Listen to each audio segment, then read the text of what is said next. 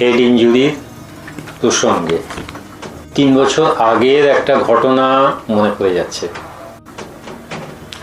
গোটা ভারতবর্ষ উত্তাল হয়েছে একটা ঘটনায়। এমন ঘটনা দেখা যায় না। অনেক সময় দেখা যায় রাজনীতিবিদরা করে, কিন্তু রাজনীতির বাইরে স্বতঃস্ফূর্তভাবে অল ওভার ইন্ডিয়া একটা ঘটনায় উত্তাল হয়েছে। এমন ঘটনা হচ্ছে 2012 ডিসেম্বর মাসে দিল্লির একটি মেয়ে, তার নাম জ্যোতি, যাকে নির্ভয়া বলা হতো, সে অত্যাচারিত হয়, পরে মেয়েটি মারা যায়।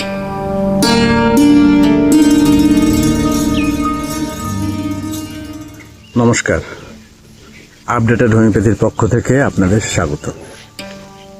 Enclave of updated homeopathy, Andul, Howrah এর তত্ত্বাবধানে এ যাবৎকাল যে সমস্ত সেমিনারের আয়োজন করা হয়েছে, সেই সমস্ত সেমিনারের বিশেষ কিছু অংশ এখানে তুলে ধরা হচ্ছে।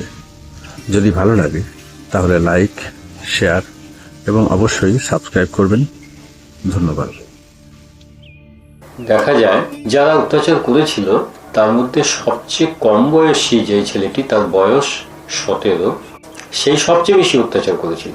এবছর 3 বছর পরেও ভারত সরকার সিদ্ধান্তে আসতে পারেনি যে এর জন্য কি হবে।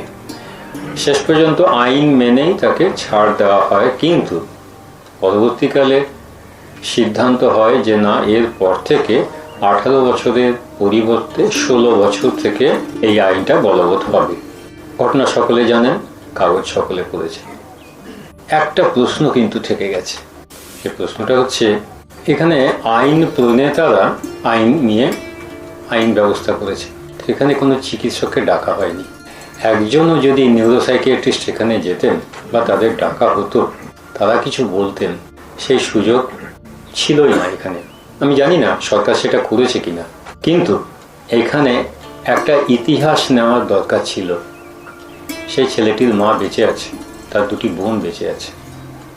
একবার খালি হিস্ট্রি নেওয়া, যে আচ্ছা এর ছোটবেলার হিস্ট্রিটা বলো তো, কি কি কি কি উল্লেখযোগ্য ঘটনা ঘটেছে।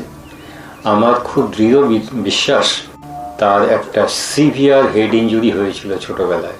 অ্যান্টি সোশ্যাল অ্যাক্টিভিটি, সেটা যদি জুভেনাইল হয়, প্রথমেই জানতে হবে শৈশবে জোরালো কোনো হেড ইনজুরি হয়েছিল কি না। এবারে প্রশ্ন আসবে, জেনেই বা কী হবে? হ্যাঁ, জেনে কি হবে সেটা একটা প্রশ্ন, কিন্তু আমাদের কাছে যেহেতু এখানে সবাই আমরা হোমিওপ্যাথ, আমাদের গুরুত্ব আছে। আমরা যদি কিছু করতে পারি, পারলে আমরাই পারবো, আর কেউ পারবে না। অন্যরা এটা খবর নিয়েও হয়তো কিছু করার নেই, পারলে আমরা যদি পারি। ক্রিমিনাল অফেন্স 15 বছরের আগে যদি হয়, অবধারিত এখানে হিস্ট্রি আছে কিছু ছোটবেলায় হেড ইনজুরি, এবং সেটা বড় রকমের হবে। সেই জন্য আমার যেটা মনে হয়েছে, যদি এমন বিজ্ঞাপন দেওয়া হতো সরকার থেকে, মায়েরা সাবধান, আপনারা বাচ্চাদের নজরে রাখবেন যাতে আপনার শিশু পড়ে টরে না যায়, অনেক কেয়ারলেস মা থাকেন, তাহলে আপনার সন্তান হয়তো এইরকম একটা অ্যান্টি সোশ্যাল হবে।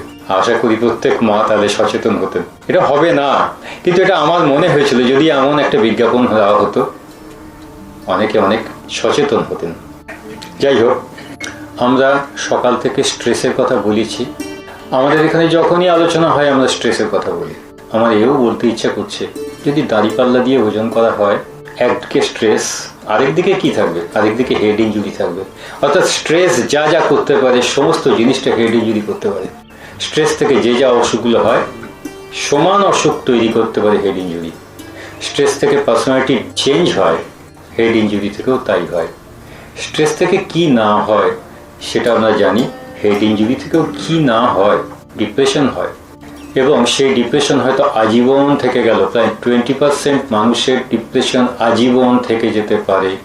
ম্যানিয়া, ছোটবেলায় দেখা আমাদের আসানসোল বাড়িতে যে বাড়িওয়ালা ছিলেন, অত্যন্ত নম্র বিনয়ী, কখনো মাথা তুলে কারোর সঙ্গে কথা বলতেন না, সেই মানুষটি গরমকাল এলে ভায়োলেন্ট হয়ে যেতেন।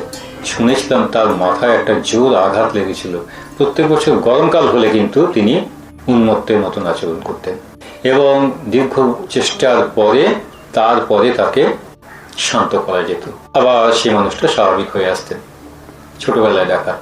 আমার মনে হয় আপনাদের কাছেও চোখের সামনে এরকম কিছু না কিছু উদাহরণ আছে। তো যেটা বলছিলাম যে পার্সোনালিটি ডিসঅর্ডার তৈরি হওয়া এটা বিশেষভাবে হেড ইনজুরির দ্বারা হয়। কোনটা হয় না, প্রায় সবগুলোই হয়, কোনোটা কম কোনোটা বেশি। এই যে বললাম এইমাত্র অ্যান্টি সোশ্যাল পার্সোনালিটি ডিসঅর্ডার, এটা কিন্তু হেড ইনজুরি আছে কি না একটা হিস্ট্রি নিতে পারলে ভালো হয়।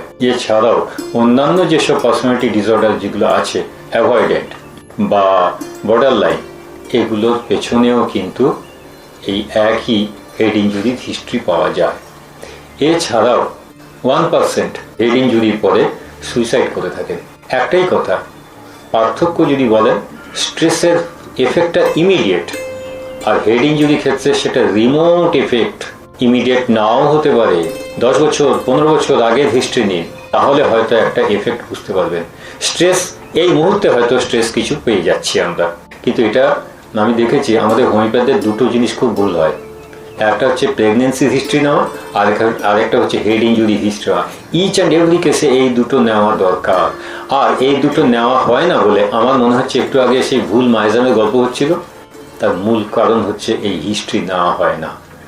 যেগুলো প্রেগনেন্সির মধ্যে স্ট্রেস আছে, এবার সে সন্তান জন্ম নিল এবং তার মধ্যে দেখা যাচ্ছে যেসব অস্বাভাবিকতা, তখন মনে হচ্ছে ভায়োলেন্ট, ডিস্ট্রাকটিভ, ওকে সিভিলিটি বানিয়ে দাও। ঠিক এক জিনিস এই হেড ইনজুরির ক্ষেত্রে, সেখানেও এমন এমন পরিবর্তন একটা এসে যাচ্ছে, হেড ইনজুরির কথা মানুষের মনে নেই, তখন হচ্ছে এরকম ভায়োলেন্ট, এরকম ডিস্ট্রাকটিভ, ও বোধ হয় সিভিলিটি হবে। কি ভ্রান্তি আমাদের মধ্যে চলছে! তাহলে এই ভ্রান্তি না গেলে হোমিওপ্যাথির উন্নতি সম্ভব নয়। যাই হোক, 2 টাইপস অফ পার্সোনালিটি চেঞ্জ দেখা যায়। একটা হচ্ছে সিউডো ডিপ্রেসড, এটা হচ্ছে অ্যাপাথি, ইনডিফারেন্স হয়। আরেকটা হচ্ছে অরবিটোফ্রন্টাল লিশন, এখানে হবে কি সিউডো সাইকোপ্যাথিক পার্সোনালিটি, যেটা বললাম, hyperkinetic, promiscuous, irritability, impulsive, antisocial behaviour. আর পার্সোনালিটি চেঞ্জের মধ্যে যেটা বললাম, অ্যাভয়েডেন্ট হবে, প্যারানয়েড হবে, সিজয়েড হবে, বর্ডার লাইন হবে, নার্সিসিস্টিক হবে, ওসিডি হবে। ফ্রন্টাল ইঞ্জুরি যেটার জন্য বললাম মায়াজামের চিন্তায়, দেখুন এখানে কীরকম হয়, ইউফোরিয়া, ইরিটেবিলিটি, প্ল্যানিং করতে পারে না, ট্যাক্টলেসনেস, মরাল ডিফেক্ট, ল্যাক অফ জাজমেন্ট। ঠিক এইগুলো সিফিলিসের ক্ষেত্রে কিন্তু বলা আছে। সিফিলিসের ক্ষেত্রে, দীর্ঘমেয়াদী সিফিলিসের ক্ষেত্রে এই ধরনের হিসেব করতে ভুল করে, জাজমেন্টে ভুল করে, এই কথাগুলো কিন্তু বলা আছে। আপাত দৃষ্টিতে পড়ে মনে হবে একটা অ্যান্টিসিফিলিটিক ওষুধ দিয়ে দিই, একদম ভুল। মিউটিজম, অ্যাগ্রেসিভ, এইগুলোই তো আমরা সিফিলিসে ব্যবহার করি, বাস্তবে কিন্তু এটা নয়।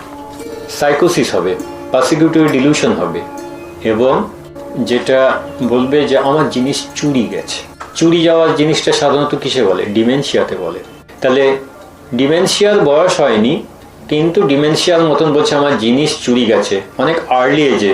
প্রথমেই ভাবতে হবে হেড ইনজুরি হয়নি তো, হয়তো সেই উত্তরটা পাওয়া যায়। আবার এটাও কথা, চুরি গেছে এক্ষেত্রে যদি রেপার্টারি খোঁজেন বেশি ওষুধ নেই, কিন্তু যদি হিস্ট্রি অফ হেড ইনজুরি পাওয়া যায় ওষুধ আপনি পেয়ে যাবেন।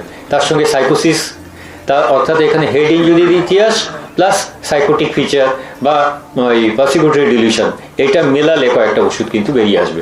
কিন্তু যদি ডাইরেক্ট স্টোলেন এরকম খোঁজা যায়, হয়তো খুব ওষুধ পাওয়া যাবে না।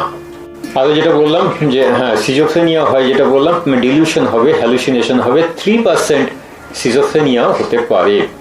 আর এছাড়া জেনারেলাইজড অ্যাংজাইটি ডিসঅর্ডার হতে পারে, ওসিডি হতে পারে, কনভার্সন ডিসঅর্ডার হতে পারে, বিহেভিয়ার ডিস্টারবেন্স, বাচ্চাদের ক্ষেত্রে এটা খুব কমন, এগুলো হয়। ওষুধের ক্ষেত্রে আমার কিন্তু খুব একটা ফেভারিট ওষুধ হলো হেলিবোরাস। আমি কিন্তু বহু ক্ষেত্রে দিয়েছি, খুব সুন্দর এফেক্ট হয়।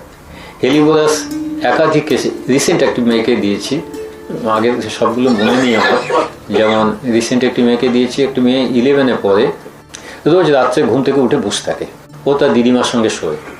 এবার সে কখন উঠে বসে আছে সে আর বলতে পারে না। তার দিদিমা বলছে যে আমি প্রায় যখন উঠে বসে আছি শুয়ে পড়, বসে আছি শুয়ে পড়, বারবার বলতে বলতে সে শুয়ে পড়ে।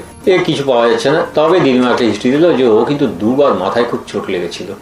আর এবার এই বাচ্চাটার অন্য ওষুধ লাগবে, কারণ হাত একদম বরফের মতন ঠান্ডা এবং ভীষণ ঘাম। অন্য ওষুধের অপেক্ষা করছি, আমি এখনো ওই দিকে যাইনি ইচ্ছা করে। এবং এই মেয়েটা খুব অ্যাগ্রেসিভ, রাগ হলে একদম দিদিমাকে মারতে যায় এরকম। দিদিমা স্কুল টিচার ছিলেন, রিটায়ার করেছেন। আমি ভাবলাম হিস্ট্রি যখন পাচ্ছি ওই দিকটা থাক, ওই দিকটা আমি এখন ধরবো না, ওই যে অ্যাংজাইটি ইত্যাদি। আমি আগে কারণটা চিকিৎসা করি, কিন্তু কারণ কি ওষুধ দেব।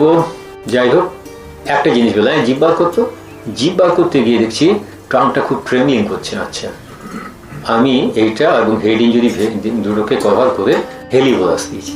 হেলিবোরাস দেওয়াতে এখন দেখা যাচ্ছে মেয়েটার উন্নতি হচ্ছে। হেলিবোরাস দিয়ে এরকম আরও পেশ আমি দেখেছি। একজন নার্সে চাকরি করতেন এক মহিলা, মাথায় প্রচণ্ড আঘাত লাগে, ঠিক পূর্ণিমা আর অমাবস্যা এই সময়ে তার একেবারে মানে সারাটা মাসই আর কি, তার একেবারে প্রচণ্ড ভায়োলেন্ট হয়ে যেতেন। এই পেশেন্টটাও এটা আমার কেস রেকর্ড নেই, প্রায় 15-20 বছর আগেকার। হেলিবোরাস দেওয়াতে আস্তে আস্তে আস্তে আস্তে আস্তে অনেকটা উন্নতি হয়েছিল। এরকম আমি দেখেছি হেলিবোরাস, আমরা প্রচলিত ওষুধ যেগুলো আছে সেগুলো তো সব আছেই, নেট্রামসাল এগুলো আমি বলছি না, কারণ এর বাইরেও ব্যবহার করেছি, ভালো ফল পেয়েছি, সেই হিসাবে আমি হেলিবোরাসের নামটা করছি। আবার এটাও ঠিক, এক ভদ্রলোক ফিস্চুলার জন্য এসেছিলেন, তার ভীষণ ওসিডি।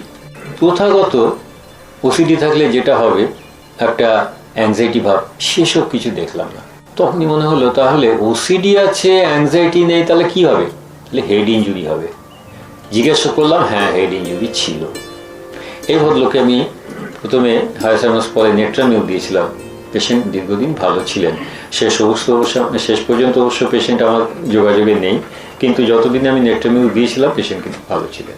তাহলে ওইখান থেকে ডিফারেন্স হলো যে ভয় নেই অথচ কেন এত ওসিডি, এই জায়গাটা থেকে ওই চিন্তাটা এসেছিল। কেন্টের বইয়ে একটা ভালো হেড ইঞ্জুরির হিস্ট্রি কেস দেওয়া আছে, পড়ে দেখবেন। হেড ইঞ্জুরি হয়েছিল, প্রথাগত আর্নিকা ইত্যাদি ইত্যাদি উনি কিছু দেননি, এই জন্য কেসটা ইন্টারেস্টিং। প্রচণ্ড হেড ইঞ্জুরি হয়, আনকনসিয়াস হয়ে যায় এবং ওর কান থেকে ওই সেরিব্রোস্পাইনাল ফ্লুইডটা বেরিয়ে আসতে থাকে, এবং দেখা গেল আশ্চর্য সেই জায়গাটা যেন একটা ওই ব্লিস্টার ফর্ম করেছে। উনি টেলুরিয়াম দিয়েছিলেন, টেলুরিয়াম দেওয়াতে পেশেন্টের উন্নতি হয়।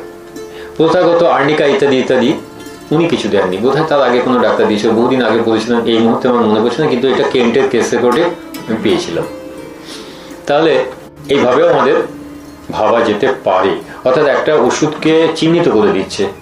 সেক্ষেত্রে প্রথাগত আর্নিকায় না গিয়ে উনি সরাসরি টেলুরিয়াম, যদিও টেলুরিয়াম কোনো জায়গায় হেড ইঞ্জুরির জন্য আলাদাভাবে কিছু বলা নেই, অর্থাৎ এগুলো ক্লিনিক্যালি প্রুভড হচ্ছে, তা অর্থাৎ পরবর্তীকালে এটাকে ব্যবহার করতেই পারি আমরা। তবে অ্যাক্সিডেন্ট প্রোন পার্সোনালিটি কিন্তু একটা আছে। যত অ্যাক্সিডেন্ট হয়, এই অ্যাক্সিডেন্টের 36% অ্যাক্সিডেন্ট করে 4% মানুষ। 4% মানুষ টোটাল অ্যাক্সিডেন্টের 36% করে। এরা খুব ইমোশনাল এবং এরা খুব প্যানিকগ্রস্ত, এরাই বেশিরভাগ অ্যাক্সিডেন্টগুলো করে ফেলে এবং এই জন্য তাদের হেড ইঞ্জুরি ইত্যাদিও হয়ে থাকতে পারে। অর্থাৎ একটা সাইক্লিক অর্ডারের সমস্যা কিন্তু তাদের চলতেও পারে। আর হেড ইঞ্জুরির ক্ষেত্রে আমার যেটা মনে হয়েছে, বললাম হেলিবোরাসের কথা, তো যেসব ওষুধগুলো দেওয়া আছে বইয়ে, সেক্ষেত্রে হেড ইঞ্জুরি শুধু নয়, সেরিব্রাল কনকাশন বলেও একটা রুব্রিক কিন্তু আছে। আমি কিন্তু দুটো মিলিয়েই চেষ্টা করি, সেরিব্রাল কনকাশন ধরি, হেড ইঞ্জুরিও ধরি, দুটোর মধ্যে থেকে ওষুধ নির্বাচন করার চেষ্টা করি। এবং সেক্ষেত্রে প্রিমরবিড পার্সোনালিটি ভীষণ গুরুত্বপূর্ণ। প্রিমরবিড পার্সোনালিটিটা জেনে তারপরে সেক্ষেত্রে রোগীর বর্তমান যে সমস্যাগুলো নিয়ে এসছে, কি নিয়ে এসছে, কোন ডিসঅর্ডার নিয়ে এসছে, সেইটা ধরে ওষুধ দিলে সুবিধাজনক হতে পারে। যেমন অ্যান্টি সোশ্যাল পার্সোনালিটি ডিসঅর্ডার, আমাদের বইয়ে জানা অজানায় কয়েকটা ওষুধের নাম লেখা আছে। এবারে head injury plus anti social personality disorder, এই চিন্তা ভাবনা করলে চিকিৎসার একটা সুরাহা হতে পারে। তবে রোগীর সাহচর্য চাই, অর্থাৎ রোগীর বাড়ি থেকে চিকিৎসা করাবে, তা যদি না হয় সেক্ষেত্রে 1-2 বার শুধু হয়তো আর্নিকা ইত্যাদি দিলাম, গোটা ব্যাপারটা অত সহজে যে মিটে যাবে তা কিন্তু নয়।